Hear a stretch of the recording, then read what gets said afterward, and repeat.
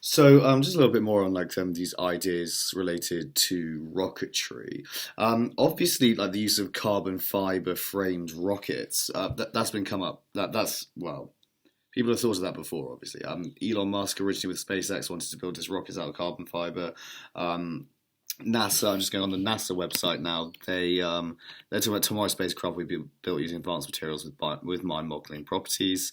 And yeah, there's really cool sort of UAV looking thing here on the NASA webpage. And this was, I think, published in 2002, so ages ago, really. Yeah, a composite aeroshell on this sort of UAV looking, I guess, space plane thing on the NASA website. So yeah, obviously, the use of carbon fiber and composites in the design of spacecraft, like that is nothing new. And the Rocket Lab company, their Photon spaceship, I think it is. Like that is made entirely out of carbon fiber. Its shell, its outer uh, surface. I think Rocket Lab. It certainly looks like it's made of carbon fiber. It's got that kind of like cross-hatched pattern on it. So yeah, I mean, yeah, we can clearly build rockets out of carbon fiber, and like carbon fiber and composites used extensively in rocket production. Um, I just get the horrible sensation though that they're kind of stuck in an either or mindset, and I don't know if that's a particularly great mindset. So what is this? Responsive space, building like some huge NASA rocket, like it looks like out of carbon fiber. What is this thing? What are you? All right, obviously that's extraordinarily cool looking, but I mean, it's called Electron. Ooh, that's a sexy ass rocket. I've seen pictures of that rocket before, actually. But yeah, I don't know. Like, part of the problem of using carbon fiber still is that it's very expensive to use it. So I'm just thinking, not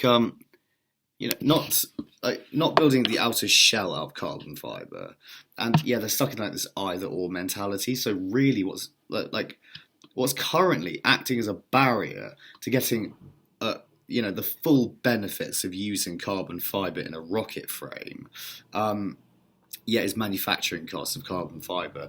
And yes, with using carbon fiber in the frame of a rocket, that does entail the possibility, if indeed it is 3.8 times as strong as the strongest space grade aluminium, which it is, and it's got 383 feet for a Saturn V rocket. Multiplied by 3.8, you get 1,454 feet or so, which is about the exact same height as the Empire State Building. So that seems to be the potential there with carbon fiber.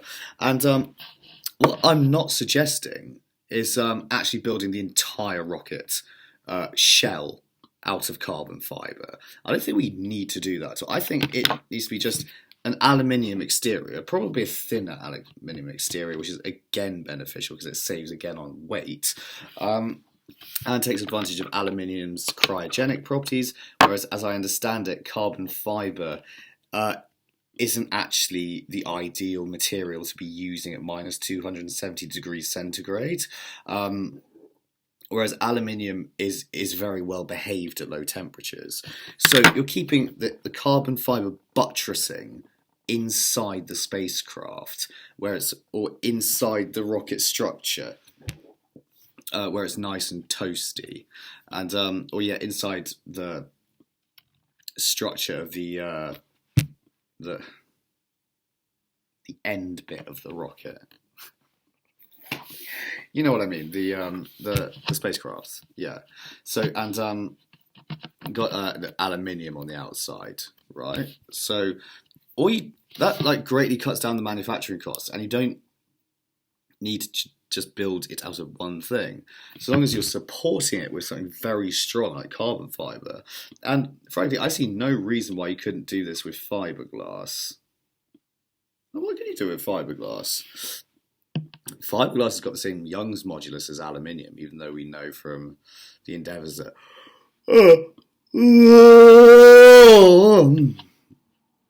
SpaceX that like the Young's modulus like might not actually be all that important for a rocket, and well, it is somewhat, is it not? I mean, but yeah, nonetheless, like I don't see why this wouldn't be possible. I mean, because like the SLS currently is kind of wilting under the lights a bit, or frankly crumpling under its own weight on the launch pad, because they're not buttressing it with the far stronger materials that we have available to us, far stronger materials, you know, other than space grade aluminium. I've been over this before anyway. It was just reinforced with carbon fiber. That's it, just reinforce the rockets with carbon fiber. And then, like, yeah, then your rocket can be as big as the Empire State Building. And you don't get the property, I think, associated with brittleness at low temperatures, with aluminium. You know, you just need an internal structure of carbon fiber. Is that really beyond the realms of like what we're capable of doing? And yes, I understand like building an Empire State Building sized rocket out of carbon fiber. You know that like, what's that going to cost to make? That'll be horrendously expensive. Like NASA hasn't got the money for it. None of these companies, SpaceX, I certainly don't think has the money for that. But aluminium is very abundant. It's quite cheap, and yeah, like cost cutting. I was like made a joke of this. Like, why do they use aluminium in the design of rockets? Because it's cheap. It's like you know, the noblest ambition of humanity to explore the solar system and the rest of the galaxy. It comes down to like the reason why we can't do it as effectively as we might is because we're stingy. But no, like, yeah, we've got to spend money on other things as well. So, yeah, like, space can't, like, hog all the money. But it needn't. We don't need all that much carbon fibre. We don't. Like, it just needs to be buttressed with carbon fibre.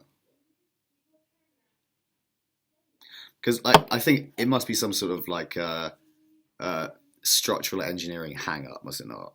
We don't build anything out of more than one material. Not really. Well, we reinforce concrete, but I mean, like the frames of like all buildings either steel frame or some other kind of frame, aren't they? Or they're like just a wooden frame or steel frame, is it not? Like you got a car frame, that's one thing. It's like there's carbon fiber frame cars, but you know, or aluminium frame cars or steel frame cars. We're not really like getting down with hybridization of structure. I don't think so much. Yes, the suspension bridge I built of steel and concrete, but like I think really like the concrete is just to make up the meat of the suspension bridge, isn't it?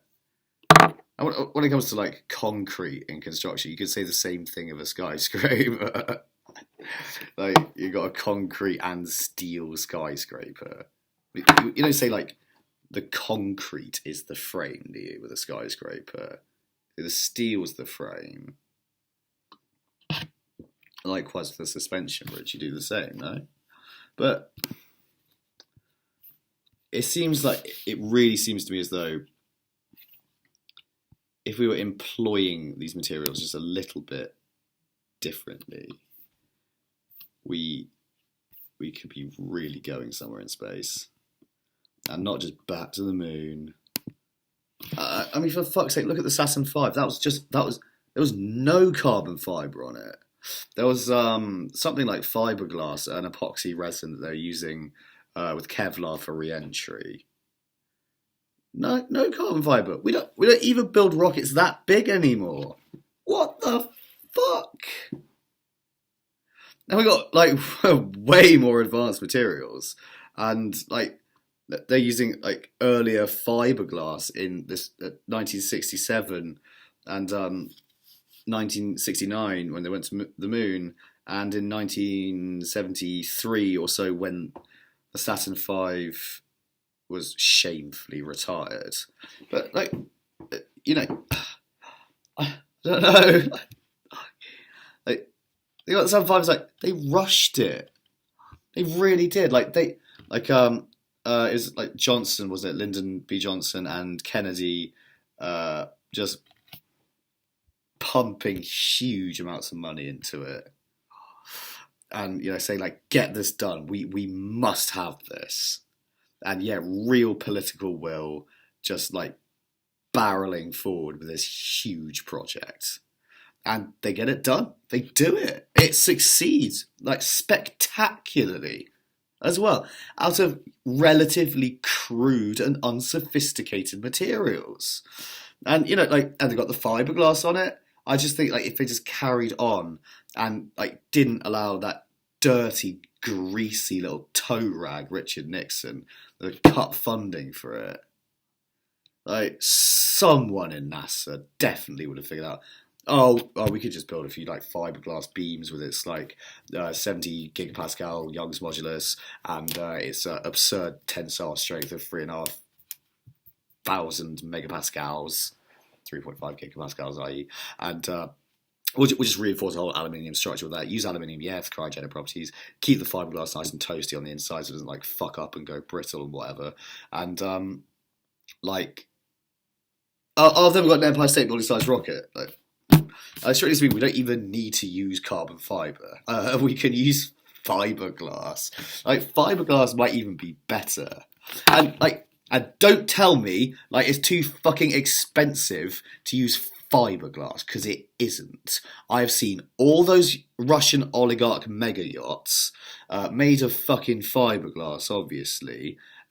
Yeah, Sunseeker can afford their fiberglass, can't they? But no, NASA and Boeing have got to buy aluminium from fucking ThyssenKrupp. Like why like ThyssenKrupp got you by the balls so badly? You sign like some big absurd contract with them for their fucking shitty aluminium. I hate ThyssenKrupp. I don't know, I just think it's got a faintly ridiculous name.